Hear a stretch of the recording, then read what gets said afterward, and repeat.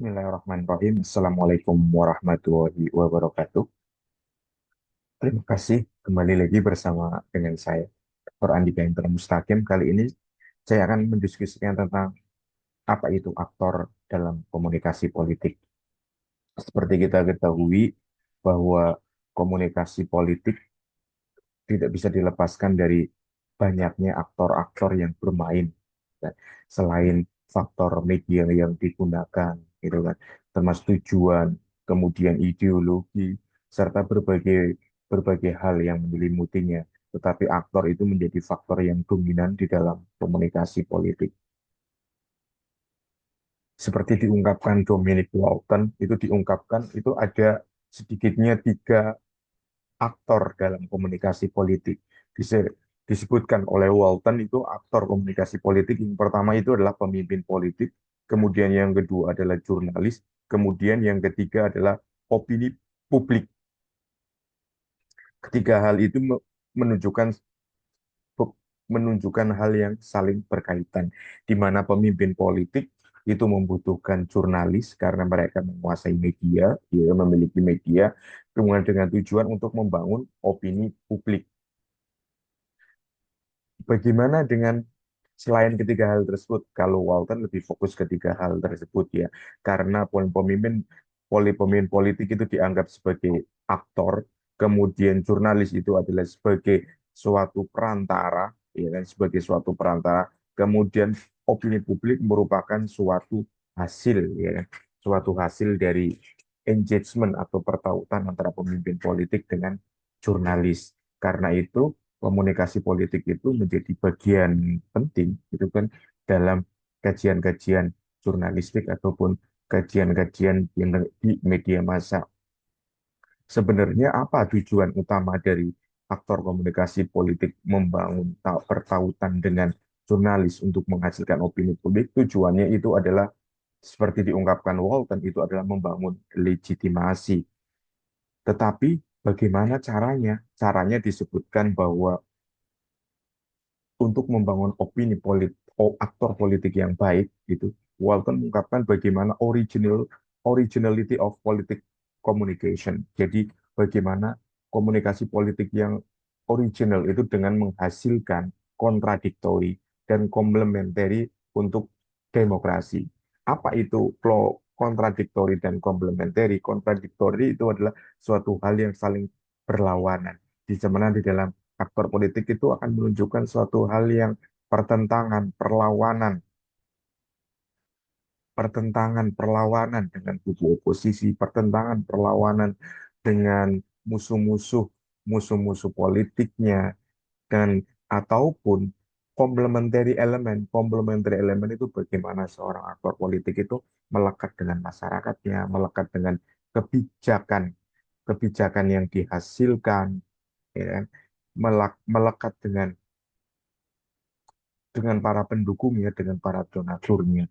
Dengan demikian, tujuan dari aktor politik itu menguasai apa aja, itu menguasai politik, menguasai informasi, dan mampu berkomunikasi dengan baik. Jadi ketiga aktor politik itu menentukan menentukan ketika aktor politik baik, pemimpin politik, jurnalis ataupun opini publik itu menentukan politik, informasi, dan komunikasi. Ini karena komunikasi itu menjadi salah satu bagian yang sangat penting dalam aktor politik. Ini menurut saya. Kalau menurut saya aktor politik itu sebenarnya ada lima, ya. Ada lima. Yang pertama itu adalah protagonis. Saya anggap protagonis adalah pemimpin politik. Saya anggap protagonis itu adalah mereka-mereka yang berkuasa. Mereka yang berkuasa. Mereka berkuasa akan menggunakan segala cara untuk melakukan komunikasi politik yang baik. Trennya itu kan umumnya itu adalah dengan menggunakan media massa, baik televisi, radio, dan lain sebagainya, ya kan, tujuan untuk mempengaruhi opini publik. Tapi dalam perkembangannya, trennya itu adalah protagonis itu juga menggunakan media sosial yang nanti akan kita bahas. Protagonis itu akan menjadi aktor yang berada di depan. Dia akan mendominasi layar kaca, mendominasi mendominasi pemberitaan, mendominasi media sosial dan lain sebagainya. Berbeda dengan protagonis, antagonis itu adalah aktor-aktor yang bermain menjadi oposisi. Oposisi ini dalam tidak harus adalah politisi oposisi, tetapi juga adalah para aktivis, para kritikus, bisa juga menjadi masyarakat yang menentang kebijakan-kebijakan pemerintah. Kemudian yang ketiga itu ada director. Ketika kita melihat bahwa dalam suatu permainan aktor politik itu tetap aja ada direkturnya, ada sutradaranya. Siapa sutradaranya? Bisa juga adalah kelompok-kelompok hidden actor, ya kan, hidden actor yang memainkan kepentingan-kepentingan politik. Seperti kita ketahui, kita anggap saja ya, seperti di Washington atau di Gedung Putih, di situ ada protagonis, yaitu ada Donald Trump, di situ ada antagonis, yaitu para politisi partai Demokrat. Itu ada director. Direkturnya siapa? Dalam teori konspirasi global itu direkturnya adalah para lobbyis gitu kan, para para pemegang kekuasaan yang tidak kentara. Siapa mereka? Mereka bisa bisa jadi adalah para penyandang dana, bisa juga mereka adalah para miliarder, para orang kaya, bisa juga mereka para pelobi-lobi Zionis, para pelobi-pelobi kelompok kelompok barat lainnya, ataupun ataupun kelompok-kelompok mungkin spiritual dan lain sebagainya juga bisa terpengaruh. Aktor politik yang tidak kalah pentingnya itu audiens. Dalam arti ini adalah masyarakat. Masyarakat itu menjadi penonton. Tapi sekarang trennya bukan hanya menjadi penonton, mereka juga bisa menjadi kontributor. Kontributor mereka bisa berkomentar di media sosial, mereka bisa melakukan counter kebijakan yang dilakukan oleh pemerintah hingga akhirnya ujung-ujungnya mereka akan bisa memberikan rasa kepuasan ataupun rasa ketidakpuasan terhadap kebijakan pemerintah. Nomor kelima itu donatur. Ini menunjukkan pihak-pihak yang berkepentingan dalam kampanye kampanye para pemimpin politik. Mereka pihak-pihak yang berkepentingan dengan kebijakan-kebijakan karena menyangkut kepentingan bisnis mereka, kepentingan donor itu bisa mungkin hanya 0,0 sekian persen dari suatu rakyat di suatu negara, tapi mereka mengendalikan pemerintahan. Jadi donor itu bisa dikatakan director juga. Cuma kalau donor itu berkaitan dengan uang dan kepentingan jangka panjangnya dia, dan kalau director itu lebih luas skalanya. Selanjutnya ada faktor yang mempengaruhi aktor, seperti ungkapkan Davan Fischer gitu dalam penelitian di 2017. Ada faktor yang mempengaruhi aktor. Yang pertama itu adalah media sistem. Jadi sistem media itu seperti apa? Kalau misalnya di Indonesia kita tahu bahwa media dikuasai oleh konglomerasi. Jadi ketika para pemimpin politik ingin mendekati suatu media, maka mereka akan mendekati para pemilik medianya. Sudah kelar di situ, ya kan? Para jurnalis, para redaktur, ataupun para produser, para ini akan tunduk dengan para pemilik modal media tersebut. Kemudian faktor yang mempengaruhi lainnya itulah lingkungan politik atau political environment. Politiknya yang berkembang saat ini seperti apa? Politik yang berkembang itu politik tradisional, politik transaksional, ataupun politik yang memang demokrasi pure, ataupun mungkin politik lingkungan yang berbasis pada suatu kerajaan seperti di negara-negara Saudi, Qatar, dan lain sebagainya. Jadi lingkungan-lingkungan politik itu juga dipengaruhi juga ketika apakah masyarakatnya bisa dibeli, apakah narasi-narasi yang dimainkan di media massa ataupun media sosial juga bisa diagendakan setting dengan baik gitu. Selanjutnya itu adalah electoral campaign. Jadi electoral campaign ini menunjukkan bagaimana sistem pemilunya. Sistem pemilu dilaksanakan 5 tahun sekali. Sistem pemilu tergantung oleh oleh misalnya siapa yang memiliki uang. Pemilu itu tidak tergantung dengan siapa para pemimpin partai politiknya. Jadi faktor-faktor itu yang mempengaruhi. Selain itu ada juga communication mediation model. Kita tahu bahwa tren tren influencer gitu kan, apakah masih mempengaruhi opini publik, apakah masyarakat sudah tercerahkan ketika influencer itu sebenarnya bisa dibeli gitu kan, bisa dibeli dengan tanda kutip, bisa jadi itu media komunikasi dengan influencer itu karena sepertinya sudah tidak lagi digunakan seperti pada pemilu-pemilu sebelumnya karena masyarakat sudah semakin cerdas. Selain itu ada faktor bagaimana the growing conversion media conversation seperti kita ketahui ketika dulu gitu kan, bahwa gatekeeper seperti redaktur, seperti produser itu menjadi pemegang kunci dalam pemberitaan. Tetapi sekarang gatekeeper itu sudah bergeser di mana media and conversation itu dipengaruhi oleh kolom-kolom engagement dan kolom komentar di media sosial. Mereka bisa berkomentar dengan seenaknya sendiri, bisa menggunakan cacian, makian, kebencian, ataupun bisa memberikan dukungan dan lain sebagainya. Dan disitulah buzzer ataupun Twitter itu tetap menjadi suatu suatu suatu kebutuhan mungkin ya bagi aktor politik. Selain itu high partisan polarization, jadi polarisasi yang terjadi antara pendukung pemerintah dengan oposisi, antara mereka yang suka dengan presidennya dengan mereka yang tidak suka dengan presidennya, itu polarisasi. Polarisasi itu akan dimainkan dengan tujuan untuk membangun loyalitas dan membangun basis pendukung. Hal yang tidak kalah penting itu keeping social contentiousness in media politik. Ini menunjukkan bagaimana bagaimana faktor faktor media politik dan sosial itu saling berkaitan. Kalau menurut Tesoro Ripoles itu diungkapkan bahwa faktor yang memengaruhi aktor politik itu lebih berpengaruh kepada ideologi.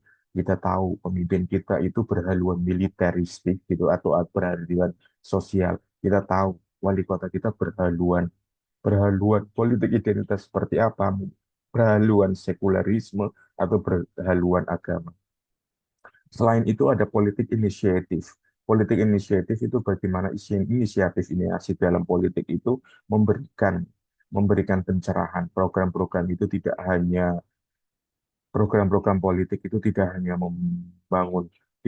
menguntungkan kepentingan sesaat bagi masyarakat tertentu, tetapi bagaimana itu juga arah mendorong arah ke perubahan yang lebih baik. Kemudian karir politik seorang pemimpin tersebut itu berawal dari siapa dan dari mana, gitu kan. Karir politiknya itu dia adalah militeristik, karir politiknya dia yang berangkat dari wali kota, karir politiknya dia berangkat dari anggota partai politik dan lain sebagainya, dan itu akan mempengaruhi otoritas dan influence dalam politik aktor sedalam dalam dalam percakapan di politik. Itu kajian yang dilakukan oleh Kasura Ripolos di Twitter. Bagaimana menurut saya? Kalau menurut saya bahwa faktor yang memulai politik itu setidaknya ada empat. Yang pertama itu adalah trend and issue. Trend dan isu saat ini apa? Misalnya trend isu saat ini adalah populisme. Populisme itu bagaimana? Yaitu ketika sesuatu yang menyangkut menyangkut kepentingan ataupun kebutuhan perkembangan kelompok sayap kanan itu menjadi hal yang utama. Kelompok sayap itu adalah agama, kelompok-kelompok agamis, dan kelompok-kelompok nasionalis. Jadi itu disebut tren populisme. Populisme itu kan berpengaruh ketika Donald Trump memenangkan pemilu, gitu kan, memenangkan pemilu dan sekarang sudah sudah masih masih menjadi di mana eh, nasionalisme kemudian patriotisme menjadi faktor yang utama dalam populisme.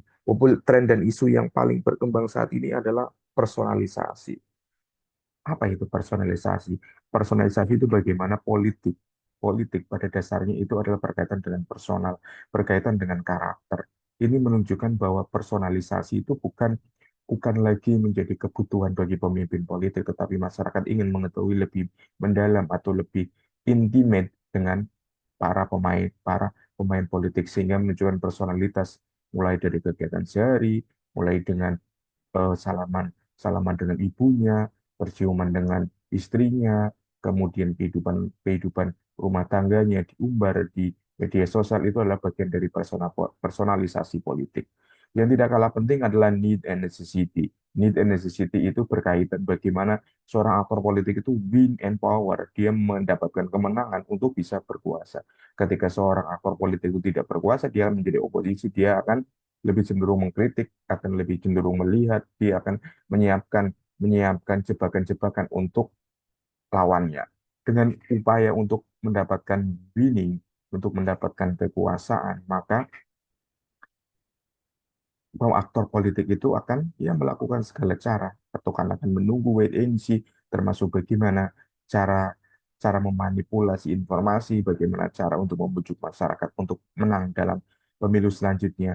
Kemudian ada enemy and friends. Faktor yang mempengaruhi enemy, ada teman dan ada kawan. Maka di situ ada antitesis dan di situ, maaf saya belum ditambahkan, di situ ada tesis. Jadi ketika seorang pemimpin politik muncul di permukaan, berarti bisa jadi dia menjadi antitesis dari antitesis dari sorry, ini bukan antitesis, ini sorry, ini enemies and friend, ini berkaitan dengan bagaimana pemimpin itu menjangkau, yaitu menjangkau musuh, menjangkau temannya, dan mencoba menjaga jarak dengan para musuhnya. Tetapi juga enemies and friend itu tidak ada, kan, tidak ada keterkaitan, tidak ada rumusnya bahwa musuh abadi di dalam politik. Semuanya itu berkaitan dengan kepentingan. Mohon maaf, ini di nomor tiga ada sedikit kesalahan. Kemudian yang keempat pada X and the next. Jadi pemimpin itu bisa menjadi antitesis dari pemimpin sebelumnya. Dengan tujuan apa? Tujuannya itu membangun legacy untuk pemimpin selanjutnya. Kemudian ada media komunikasi. Di sini menunjukkan bahwa faktor media function sebagai sebagai political actor, seperti saya jelaskan sebelumnya, itu mereka memiliki kepentingan dan goals dalam berkolaborasi dengan aktor. Kenapa? Karena di situ ada faktor pemilik media. Oh, di situ ada faktor kritis. Oh, di situ pada media itu adalah pilar keempat dalam demokrasi. Karena itu media itu menjadi faktor utama dalam membangun lingkungan politik yang sehat. Ada juga tren sekarang yaitu media sosial dan sebagai aktor atau alat sosial. Kalau saya menilainya bahwa media sosial itu adalah sebagai aktor pengganti pengganti media massa, karena tren media sosial itu sangat berkembang, ya sangat berkembang, sangat masif, di mana informasi berada di genggaman, dan di mana akhirnya ujung-ujungnya bahwa yang berkepentingan dengan media sosial adalah mereka yang memiliki modal di balik media sosial, yaitu apa? Para pengusaha di Silicon Valley.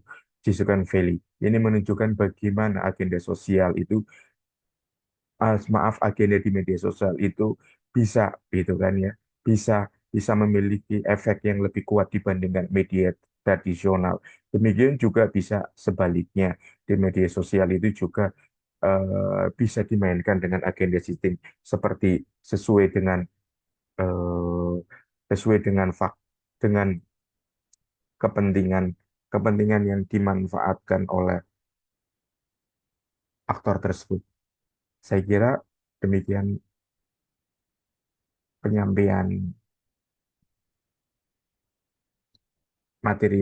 materi tentang aktor politik yang sudah saya sampaikan.